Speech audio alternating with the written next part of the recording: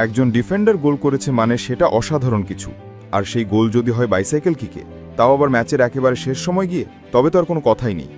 এবার ম্যাচের অতিরিক্ত সময় এমন এক গোল করেছেন ক্রিস্টিয়ান রোমেরো, যে গোল তার ক্লাব টটেনহ্যামকে বাঁচিয়ে দিয়েছে একেবারে শেষ মিনিটে এসে। এমন বাইসাইকেল কিক সচরাচর দেখা মেলে না, বিশেষ করে ডিফেন্ডারদের কাছে তো এমন গোল একেবারে রেয়ার। যা করলেন ক্রিস্টিয়ান রোমেরো, সেটা যেন চলে গেছে ইতিহাসেরই পাতায়। আর্জেন্টিনা নিজেদেরকে ভাগ্যবান ভাবতেই পারে, এমন এক কালজয়ী ডিফেন্ডার নিজেদের স্কোয়াডে পেয়েছে তারা।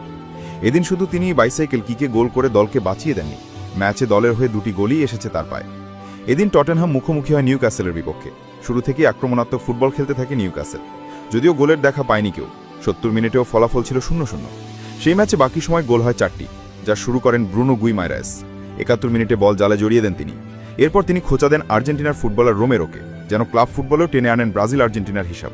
তবে তাকে জবাবে দিতে ৭ মিনিট সময় নেন রোমেরো। দলেরও ব্যক্তিগত প্রথম গোল জালে জড়িয়ে দেন তিনি। তাতে সমতায় ফেরে স্পার্সরা।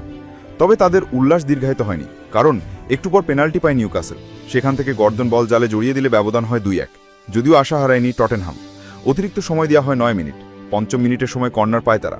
সেখানে একজন খেলোয়াড় বল ক্লিয়ার করলেও সেটা দূরে যায়নি। তখন বাইসাইকেলে দারুণ এক গোল করেন কুতি রোমেরো।